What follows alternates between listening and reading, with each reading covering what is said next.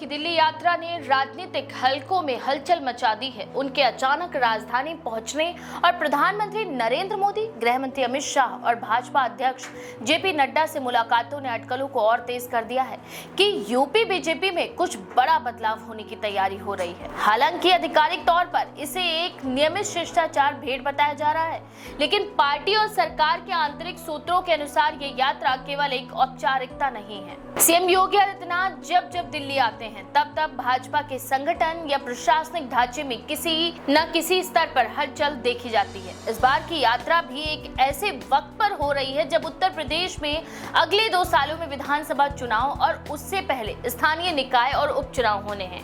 साथ ही केंद्र में सरकार बदलने के बाद भाजपा में नए समीकरण भी बन रहे हैं, जिसका असर राज्यों के नेतृत्व पर भी पड़ सकता है। योगी आदित्यनाथ की ये मुलाकातें भाजपा नेतृत्व के साथ समन्वय और आगे की रणनीति तय करने के लिहाज से बेहद अहम मानी जा रही है। सूत्र बताते हैं कि दिल्ली में योगी की इन बैठकों में आगामी उपचुनावों की रणनीति, संगठन के नए ढांचे, मंत्रिमंडल विस्तार की संभावनाएं, कुछ वरिष्ठ नेताओं की भूमिका में बदलाव और मिशन 2027 की तैयारियों पर गहन विचार विमर्श हुआ है।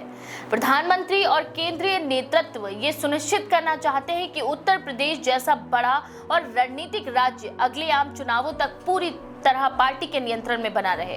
इसके लिए जरूरी है कि सरकार, संगठन और आरएसएस के बीच बेहतर समन्वय हो और जमीनी कार्यकर्ताओं तक एक स्पष्ट संदेश पहुंचे। भाजपा नेतृत्व यूपी में जाति और क्षेत्रीय समीकरणों को ध्यान में रखते हुए एक बड़े संगठनात्मक फेरबदल की तैयारी में है।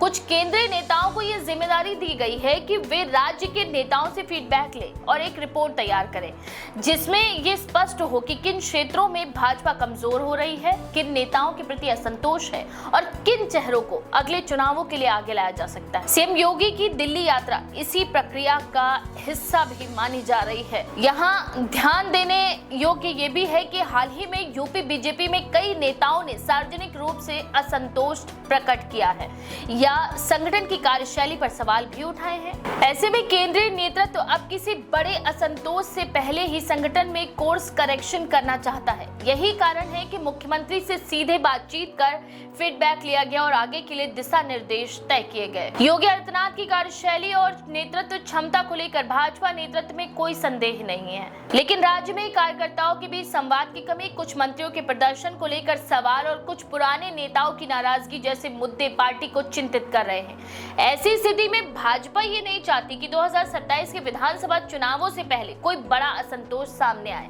दिल्ली में हुई इन बैठकों में ये चर्चा भी हुई कि कैसे केंद्र सरकार की योजनाओं को राज्य में और बेहतर तरीके से लागू किया जाए। साथ ही पार्टी चाहती है कि जो लोग केंद्र सरकार की योजनाओं से लाभान्वित हो रहे हैं उन्हें भाजपा के वोट बैंक में तब्दील किया जाए। इसके लिए बूथ स्तर पर नई रणनीति बनाई जा रही है, जिसमें महिला वोटरों, युवाओं और पिछड़े वर्गों को खास प्राथमिकता दी जाएगी। सूत्रों के अनुसार मंत्रिमंडल विस्तार की संभावना पर भी विचार किया गया है। कुछ पुराने चेहरों को बाहर का रास्ता दिखाकर नए युवा और प्रभावी नेताओं को मौका दिया जा सकता है। इससे एक तरफ पार्टी में नई ऊर्जा आएगी और दूसरी ओर संदेश जाएगा कि भाजपा में प्रदर्शन के आधार पर ही जिम्मेदारी मिलती है। खास बात यह भी है कि केंद्रीय नेतृत्व चाहता है कि अगले चुनावों से पहले सरकार की छवि और भी बेहतर बने, जिससे विपक्ष को कोई मौका न मिले। इसके अलावा योगी आदित्यनाथ की यात्रा आरएसएस के साथ बेहतर समन्वय स्थापित करने की दिशा में भी देखी जा रही है। संघ और भाजपा के बीच कुछ मुद्दों को लेकर हाल ही के महीनों में मतभेद की खबरें भी आई थीं। ऐसे में ये जरूरी माना गया है कि मुख्यमंत्री स्वयं नेतृत्व से मिले और राज्य के हालात पर विस्तृत जानकारी दें। इसके जरिए ये संदेश भी दिया जा रहा है कि पार्टी में संवाद कायम है और किसी भी असंतोष को सुलझाने की कोशिश की जा रही है। राजनीतिक विश्लेषकों की माने तो योगी आदित्यनाथ की इस यात्रा के बहाने भाजपा आगामी चुनावों की रूपरेखा तैयार कर रही है। यूपी में पार्टी भले ही लोकसभा चुनाव में काफी सीटें हार गई हो, लेकिन उसे इस हार को 2027 से पहले जीत में बदलना है। इसके लिए जरूरी है कि संगठन मजबूत हो, सरकार का प्रदर्शन बेहतर हो और जनता से संवाद निरंतर बना रहे। कुल मिलाकर योगी आदित्यनाथ की दिल्ली यात्रा को एक सामान्य मुलाकात या रूटीन समीक्षा कहकर टालना राजनीतिक सच्चाई से आंखें चुराने जैसा होगा। ये यात्रा उन तमाम पहलुओं का संकेत दे रही है जो आने वाले समय में यूपी की बीजेपी की दिशा और दशा तय करने वाले हैं, चाहे वह संगठनात्मक बदलाव हो, मंत्रिमंडल का पुनर्गठन हो, चुनावी रणनीति का खाका हो या भाजपा संघ समन्वय या मुलाकातें। केवल शिष्टाचार नहीं बल्कि आने वाले बड़े फैसलों की भूमिका है। अब ये देखना दिलचस्प होगा कि इस यात्रा के बाद यूपी बीजेपी में क्या बदलाव दिखाई देते हैं। क्या कुछ पुराने नेताओं की विदाई होगी? क्या नए चेहरे संगठन में शामिल होंगे? क्या मंत्रियों का परफॉर्मेंस समीक्षा के बाद किसी की छुट्टी होगी?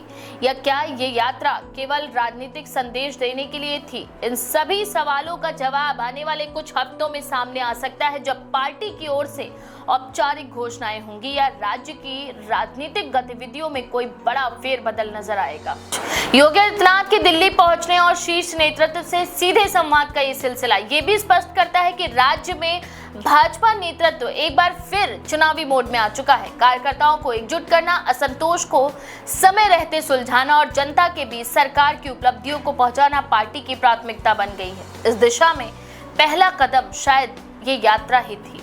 सीएम योगी की इस यात्रा के बारे में आपका क्या विचार है? अपनी राय कमेंट में जरूर लिखें। ऐसी और भी खबरों के लिए देखते रहें द पेज 19।